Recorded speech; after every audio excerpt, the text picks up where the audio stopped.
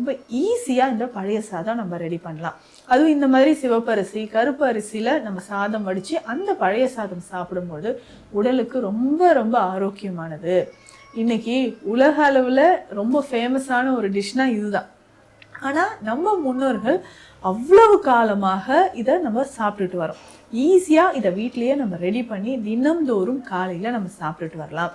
குறிப்பாக இந்த சம்மர் டைமில் கட் ஹெல்த்துக்கும் இது ரொம்ப ரொம்ப நல்லது. தயிர் சேர்த்து சாப்பிடும்பொழுது பார்த்தோம்னா நம்ம உடலில் இருக்கக்கூடிய அதிகமான உஷ்ணம் சம்மந்தப்பட்ட பிரச்சனைகள், உஷ்ணம் தொடர்பான நோய்கள் நமக்கு நல்லாவே குறைய ஆரம்பிச்சிருங்க.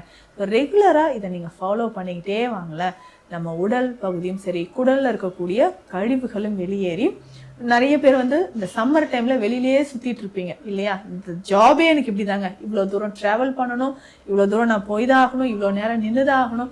அப்போது உடல் நமக்கு காலையிலே நம்மளை சூடாக சாப்பிட்றது, இல்லை காஃபி டீ குடிக்கிறது, காலையில் பிரேக்ஃபாஸ்ட் ஸ்கிப் பண்ணுறது, இந்த மாதிரியான ஒரு பழக்கம் இருந்துச்சுன்னா கண்டிப்பாக உடலில் அது உஷ்ணமாக பித்த தோடமாக தான் அதிகரிக்கும்.